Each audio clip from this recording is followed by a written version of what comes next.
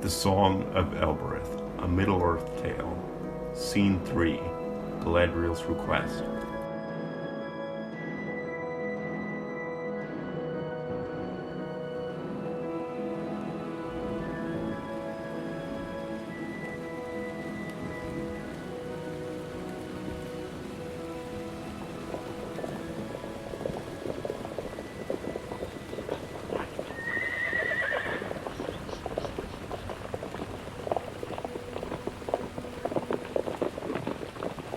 Lothlorien was clothed with the grey mist of rain when Earelda and Dinfea arrived. The sky swirled with grey clouds as they found cover beneath the grey and gold trees of Lorien.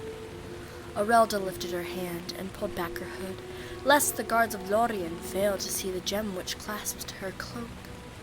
Scarcely had she done so when a shadowy figure emerged from the trees and bowed before her. Hail, daughter of Elrond! I am Haldir. Lady Galadriel told us of your coming. Will you follow me? They wended their way through the forest. At last they crested a hill and looked upon the towering trees of Celeborn, with its gleaming lights of green and golden white, as if the starry sky had come to rest upon the leaves of Lorien. Behold Celeborn, where the Galadrim dwell, graced by the presence of the Lord Celeborn and Galadriel, the Lady of Lorien. He led them down the hill and down a path of white stones into the heart of the forested hill. Branching paths and stairs led them to the crest of the hill, a wide lawn where a fountain lay shimmering beneath the lights and the stars.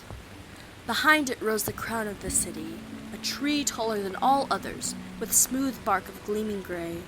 3 elves guarded the entry to the house, which was set like a gem high in the boughs above. Haldir led Earelda and Dinfea to the broad white ladder. I will remain here. Celeborn and Galadriel await you above. Watch your step. A few minutes later, they found themselves in a half-open chamber built around the tree trunk, with walls of green and silver and a roof of autumn yellow that shone in the lamplight. Celeborn and Galadriel were awaiting them. May Govin, daughter. We have been looking forward to this meeting. Arwen has spoken often of you. Rise, Dinfea, be at peace. Our granddaughter spoke of you as if of another sister, as you were among family here. You have ridden long, but your message seems urgent, as is the quest I am to give you. Elrond spoke of a request of Elbereth. What has the Queen told you? Thank you, my lord. She said that Galadriel needed me, that the Star of Earendil is to be a gift to the halflings who are presently making their way to my father's house in Rivendell. I do indeed have need of you, and the star shall indeed be a gift, for I perceive that these halflings shall come soon to Lorien, and you have been chosen to obtain it. But my lady, how? I know of no craft which can capture the light of the stars. Come with me. Galadriel led both maidens down a spiraling stair and out into the lawn. They stood before the fountain. This is the mirror of Galadriel. The stars shine deep within. Do you see? Many things may be seen here, and not only the stars. Things that have been, the things that will be, and things that may be. Will you look into the mirror? Earelda stepped obediently to the edge of the fountain and gazed in. At first, there was only a ripple cast by a last raindrop. Then an image began to form, and she cringed as a scene of orcish brutality came before her eyes, reminding her of her murdered parents. It vanished, and instead she saw the grey havens and then the sea. It's beautiful. Then came a vision which soared over the ocean and rested over the waters. Dark shapes lingered beneath the surface. There was a gleam and a flash. And then all she saw was Earendil, which hung bright above her head, and a lovely call rang through the night.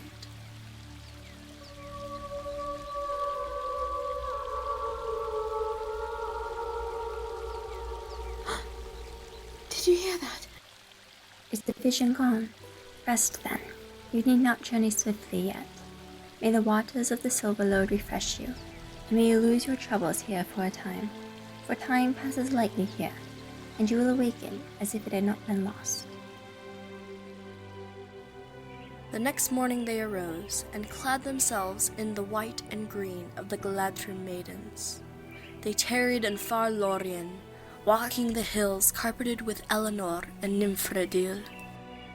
The Lady Galadriel and her handmaids came to them one misty sunrise, and requested that they learn the art of elvish rope-making. For theirs was of a most special kind, strong and light, and Galadriel herself often wove them with her own hands. The lady led them through the forest until they came to a clearing in the woods, leading to a secluded lagoon with a waterfall gently falling to their left. Along the bank of the stream were several moss-covered rocks, on which the maidens sat down and began to weave the soft gray ropes. The wind whistling softly through the willows behind them, combined with the gentle sounds of the waterfall, made a sound almost as enchanting as the elvish songs themselves. My daughters, I give you to the instruction of my maidens. Silinwyn is my lady of honor. She will guide you in the rope weaving. Elenloth and Hilwen are the youngest of my maidens, and I think you will find them pleasant companions. I shall leave you now. My lord and I have much to discuss. May I welcome you once again to Lothlorien, my lady, and you, Dinfea. Thank you. I had longed to visit you who dwell here. What is it like to live with the Lady Galadriel? My lady is most kind. She has allowed me to learn her closest secrets, trusting me alone with the knowledge of her mirror. You have seen it, I think, and others have said that it is elven magic.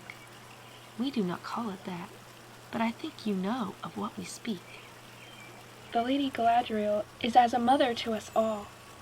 My brother is a warrior, very great and brave, but he is often away, patrolling our borders, and to my brother she gives the greatest tasks, for she trusts him. Ah, but how can you say that he is great and brave compared to Earendil, he of whom you so often think? Now, Elenloth, do not slander he whom Hilwen loves, for I have heard of Earendil's deeds in battle, and they are indeed praiseworthy. Come now, let us teach our friends the ropes. What are these made of? I've never heard of such rope making. It is a special rope that we make in Lothlorien, stronger than all others. We make it of Hilwen, from the malorn trees which grow here.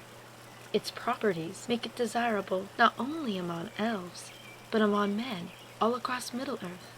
Strength indeed. I can't even undo this knot. You are pulling it wrong, dear one, like this. These ropes, 'twas easy after all.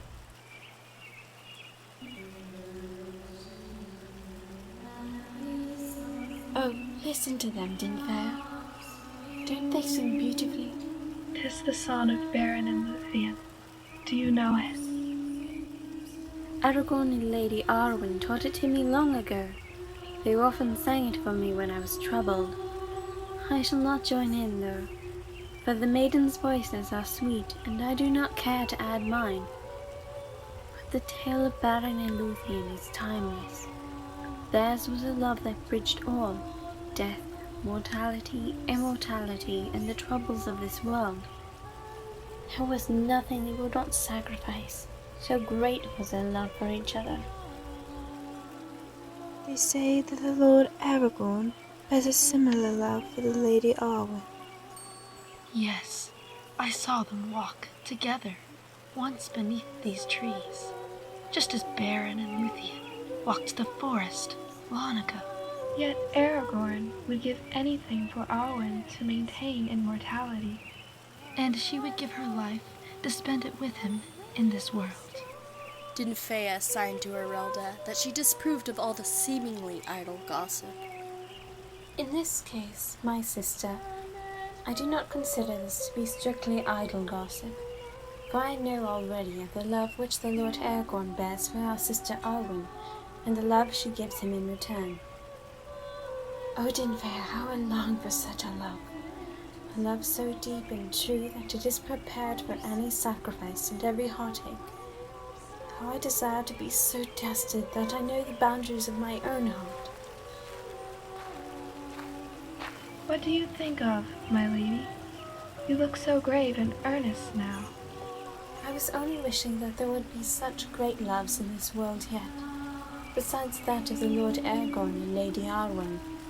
Well, I know of a man, a ranger named Earendil, who is as like to Baron Archimond in spirit as his own shadow, only he has not lost a hand, and his hair is dark like midnight among the trees, but his eyes are grey like the twilight which falls upon us. And like the twilight that fell upon Beren and Luthien. Elenloth, be still. Please excuse her, my lady. She seems to believe that her position as a handmaiden of Galadriel allows her to be free in speech. It's quite all right. I was rather the same way. I find that hard to believe.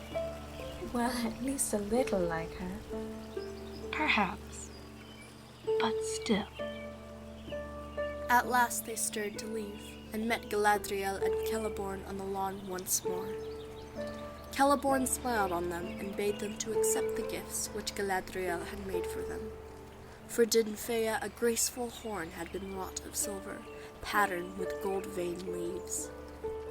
With this you may call, though your own voice has been silenced.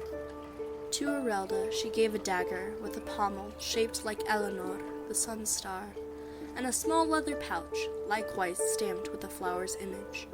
Inside was nestled a crystal vial, filled with clear water. This is the water from the singing Nimrodel. It will refresh you if you are wearied or injured. Go now, and may the grace of the Vala be with you.